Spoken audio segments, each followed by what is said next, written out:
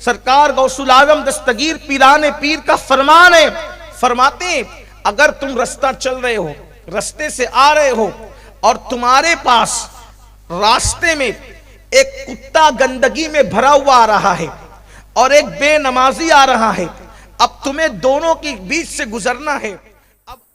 السلام علیکم ورحمۃ اللہ وبرکاتہ۔ میں آپ کے سامنے ایک اور بیان حضور سید امین القادری کا لے کر کے آیا، بے نمازی کا دردناک انجام۔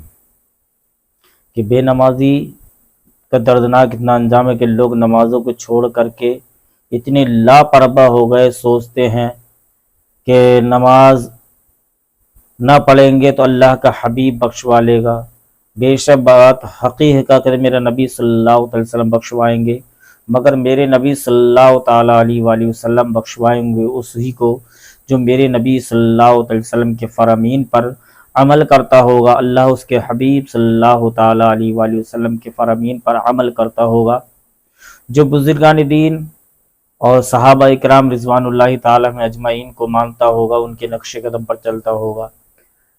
اگر آپ دنیا میں رہ کر نمازیں چھوڑتے رہو، سوچو کہ ہم سب سے اعلیٰ ہیں، بہت اونچے ہیں، بہت بڑا پاور ہے، یہ سب پاور اونچائی یہ سب یہیں کی یہیں رکھی رہ جائے گی، مگر یاد رکھو نماز چھوڑنا بہت ہی بڑا سخت عذاب ہے، اس سے بچیے۔ اللہ سے دعائے پروردگار عالم ہم سب کو اللہ کے عذاب سے محفوظ فرمائے۔ چلتے ہیں اس ویڈیو کی جانب۔ کن لوگوں کو اللہ کیسے عذاب دیتا ہے، آئیے اللہ اکبر۔ میرے آقا صلی اللہ علیہ وسلم کے دیوانوں، اللہ کے حبیب ہم سب کے آقا غیب دا نبی صلی اللہ علیہ وآلہ وسلم ارشاد فرماتے ہیں کہ جب کسی بے نمازی کو اس کی قبر میں رکھا جاتا ہے جس نے نماز نہیں پڑھی، آج یہ بات عام ہے، جب نماز کا ذکر ہوتا ہے لوگ سوچتے ہیں یہ تو مولوی صاحب کی بات ہے کہ وہ تو نماز کا ذکر کریں گے، مگر ایک بات یاد رکھیں، نماز چھوڑ کر کوئی سچا مسلمان ہو ہی نہیں سکتا۔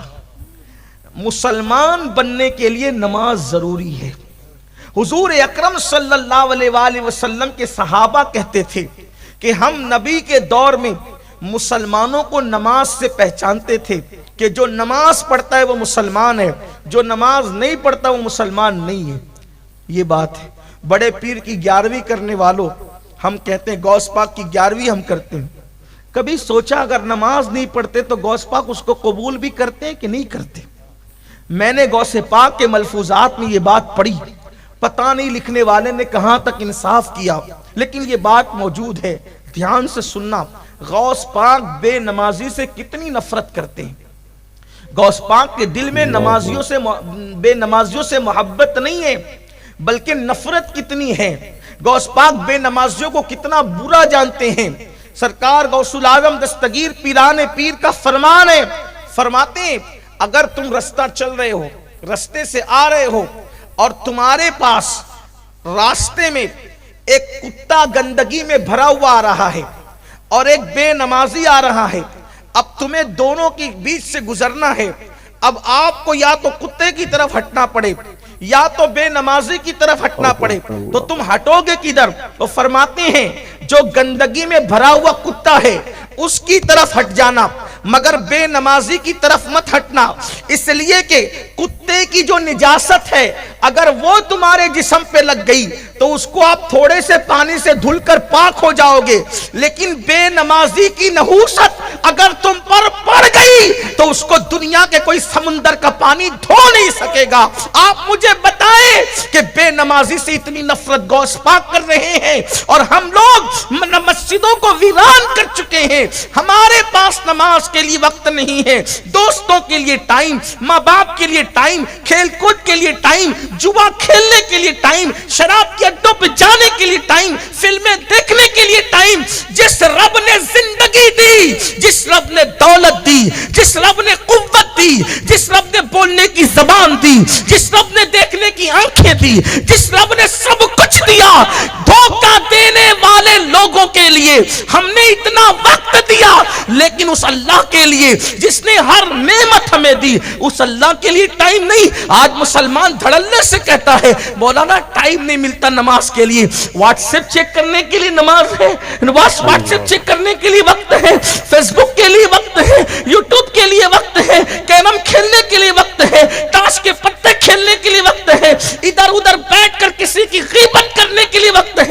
اللہ کی نماز کے لیے وقت نہیں ہے, اللہ کی عبادت کے لیے وقت نہیں ہے. سوچو اس غلام کا حشر کیا ہوگا جو اپنے آقا کی بارگاہ میں حاضر ہونے کے لیے وقت نہیں دیتا. جس رب نے سب کچھ دیا اس رب کے لیے ٹائم نہیں اپنے پاس. انجام کیا ہوگا, انجام کیا ہوگا؟ سنو, اللہ کرے کسی کے دل میں بات اترے, اپنے حال پہ رحم کر لو.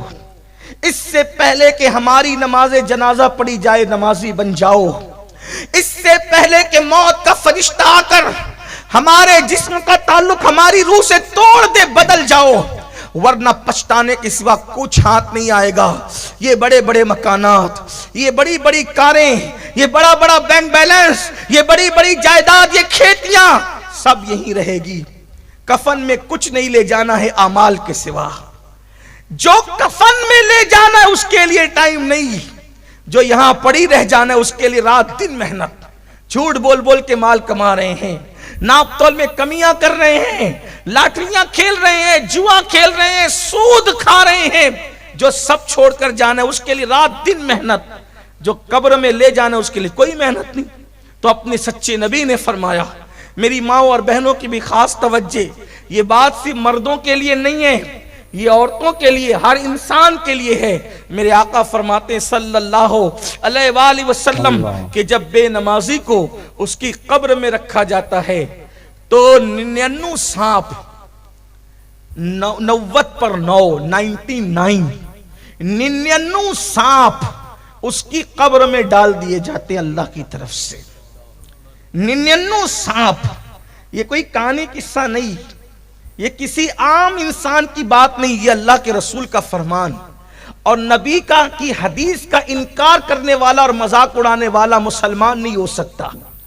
اپنے نبی نے فرمایا, اپنے سچے رسول نے فرمایا, 99 سانپ اللہ اس کی قبر میں مسلط کرتا ہے. اور ان سانپ کی طاقت کا عالم کیا ہے؟ ارشاد فرمایا وہ جو 99 سانپ ہیں اس میں سے ایک ایک سانپ کی قوت کا حال یہ ہے کہ اگر وہ سانپ کسی پہاڑ پہ ڈنک مار دے تو پہاڑ ریزہ ریزہ ہو جائے. اگر وہ سانپ دنیا میں پھونک مارے, پھنکار دے, تو اس کی گرمی سے سارے انسان مر جائے. ایک سانپ اتنی طاقت والا ہے. ایسے طاقتور 99 سانپ بے نمازی کی قبر میں مسلط کیے جاتے ہیں.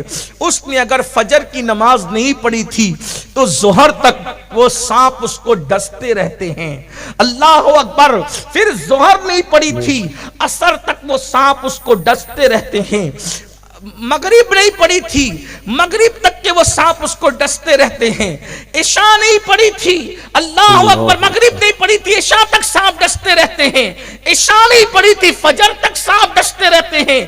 یہ ڈسنے کا سلسلہ اللہ اکبر اس وقت تک چلتا رہے گا جب تک اللہ چاہے گا. اب آپ مجھے بتائیں, اگر چھوٹا سا کیڑا ہمیں ڈنک مار دے, اگر چونٹی ہمیں کاٹ لے, کتنی تکلیف ہوتی ہے, کتنا درد ہوتا ہے. بچھو ڈنک مارے, اس اللہ نہ کرے کسی کو کبھی بچھو نے کاٹا ہو, جن کو کاٹا ہو ان کو پتا ہوگا کہ پورے جسم میں ایک انگار سی ہو جاتی ہے, ایک جلن سی ہو جاتی ہے.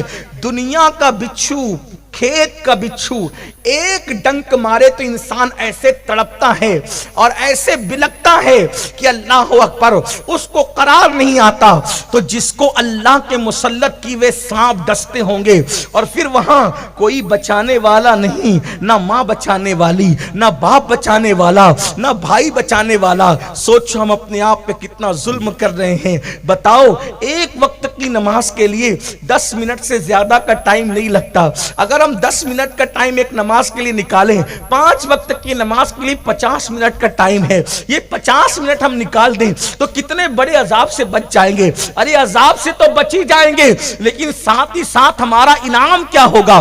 ہماری قبر کو انشاءاللہ نماز کی برکت سے جنت کے باغوں میں سے ایک باغ بنا دیا جائے گا. بلکہ حدیث پاک میں آتا ہے جب نماز پڑھنے والے کو اس کی قبر میں رکھا جاتا ہے, نماز پڑھنے والے کو اس کی قبر میں رکھا جاتا ہے, تو وہ کیا دیکھتا ہے کہ سورج غروب ہو رہا ہے. ہر بندے کو جب قبر میں رکھا جاتا ہے تو کیا دیکھتا ہے کہ وہ سورج غروب ہو رہا ہے یعنی عصر کا وقت ہوتا ہے, تو وہ جو نمازی ہوتا ہے وہ کہتا ہے فرشتوں سے ہٹو ہٹو, ابھی میں نے عصر کی نماز نہیں پڑھی ہے, کیونکہ اس کو نماز کی عادت ہوتی ہے. وہ کہتے ہیں بعد میں باتیں ہوگی, پہلے مجھے عصر کی نماز پڑھ لینے دو, میری نماز جاتی ہے. اور فرشتوں کو اللہ کہے گا اب پوچھتے کیا ہو, دیکھتے نہیں کہ میرا بندہ میرا کتنا وفادار ہے, اس لیے اس کے لیے جنت کا بستر لگا دیا جائے. اور اس بندے کے لیے جنت کا بستر لگا دیا جاتا ہے. اور اس بندے کے لیے جب جنت کا بستر لگتا ہے تو وہ دیکھتا ہے کہ ایک دلہن اس کی قبر میں موجود ہے, ایک دلہن اس کی قبر میں موجود ہے. بھائی چھوڑ کر چلے گئے, وہ بچے چھوڑ کر چلے گئے, دوست چھوڑ کے چلے گئے, احباب چھوڑ کے چلے گئے, سب چھوڑ کر چلے گئے. وہ پریشان تھا لیکن دیکھتا ہے کہ ایک دلہن اس کی قبر میں موجود ہے. کہتا ہے آپ کون ہے؟ تو وہ گھونگٹ اٹھا کر کہتی ہے میں تیری نماز ہوں. جب میرا وقت آتا تھا تو سب کو چھوڑ دیتا تھا, آج تجھے سب نے چھوڑ دیا ہے تو تیرا دل بہلانے کے لیے اللہ نے مجھے تیری قبر میں بھیجا ہے. اب قیامت تک میں تیرا ساتھ دیتی رہوں گی, تیرا دل بہلاتی رہوں گی. اس لیے میرے عزیز بھائیوں, سفر میں رہو تو بھی نماز پڑھو, گھر پہ رہو تو بھی نماز پڑھو, خوشی ہو تو بھی نماز پڑھو, غم ہو تو بھی نماز پڑھو. اور یاد رکھنا, یہ مت سوچنا اللہ میری قبول کرے گا کہ نہیں کرے گا, یہ بات دماغ سے نکال دو, یہ بات دماغ سے نکال دو. میں ان پڑھ ہوں, میں جاہل ہوں, میں تو دیہاتی ہوں, میں تو گوار ہوں, وہ میری قبول کرے گا کہ نہیں کرے گا. واللہ اس کی بارگاہ میں زبانیں نہیں دیکھی جاتی, اس کی بارگاہ میں تو دل کے جذبات دیکھے جاتے ہیں. جب کوئی بندہ دل سے جھک جاتا ہے ایک ہی سجدے پر اللہ اس کو جنت کی بشارت عطا کر دیتا ہے. یہ ایک سجدہ جسے تو گرا سمجھتا ہے, یہ ایک سجدہ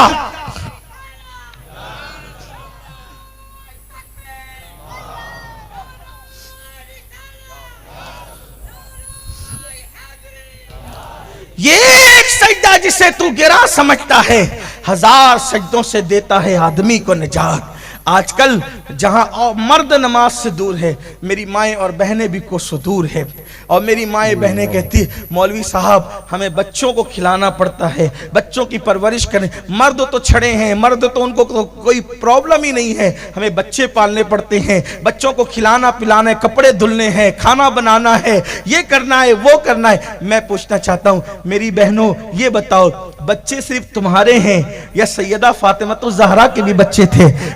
چھوٹی سی عمر میں, اتنی چھوٹی سی عمر تھی, چھوٹی سی عمر میں اللہ نے 5-6 بچوں سے نوازا تھا, ہر بچے کی خدمت کرتی تھی لیکن کبھی نماز نہیں چھوٹتی تھی. بلکہ آپ کو بتاؤں اللہ اکبر, آج تو گھر گھر جو وہ نل بنے ہوئے ہیں, نلوں میں پانی آتا ہے, قریب قریب کنویں ہیں, اور پھر آٹا بھی چھوٹے چھوٹے دیہاتوں میں, بلکہ آج تو فقیروں کے یہاں جو بھیک مانگتے ہیں ان کے یہاں بھی آٹا پیس کر کے آتا ہے. فقیر کی بیوی کو بھی آٹا پیسنا نہیں پڑتا ہے نا, لیکن اللہ اکبر سیدہ فاطمہ اپنے ہاتھوں سے چکی چلاتی تھی, اپنے ہاتھوں, کتنی مصروف زندگی تھی, اپنے ہاتھوں سے چکی. اتنے بڑے مالدار باپ کی بیٹی کہ ان کے بابا سے زیادہ مالدار کوئی نہیں تھا. لوگ کہتے ہیں کہ مالدار باپ کی بیٹیاں بڑے عیش پرست ہوتی ہے, لیکن میں کہتا ہوں سب ایسی نہیں ہوتی. واللہ سیدہ فاطمہ کے بابا سے بڑا مالدار کوئی ہو نہیں سکتا, کیونکہ کسی کا باپ کھیت کا مالک, کسی کا باپ زمین کا مالک, کسی کا باپ گاؤں کا مالک, کسی کا باپ جاگیر کا مالک. سیدہ فاطمہ کے بابا وہ تھے جسے اللہ نے آسمان سے لے کے زمین تک کے ہر چیز کا مالک بنایا تھا, حتیٰ کہ اللہ نے انہیں جنت کا مالک بنا دیا تھا. خالق کل نے آپ کو مالک کل بنا دیا, دونوں جہاں ہیں آپ کے قبضہ و اختیار میں. نعرہ تکبیر, ایسے نعرہ رسالت, نعرہ رسالت, محفل مصطفیٰ. ایسے مالدار باپ کی بیٹی, ایسے مالدار باپ کی بیٹی, ایسے دولت مند باپ کی بیٹی, جس کے بارے میں میرے امام نے کہا آسماں خان, زمین خان, زمانہ مہمان, صاحب خانہ, لقب کس کا ہے تیرا تیرا.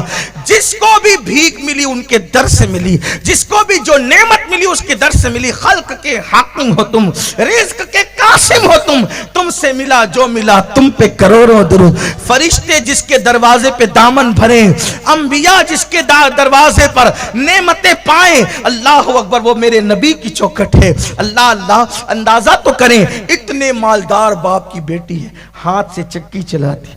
सरकार मौलाए कायनात फरमाते हैं, फातिमा को चक्की चलाते चलाते हाथों में गट्टे पड़ गए, हाथों में छाले पड़ गए थे, छाले गट्टे पड़ गए थे।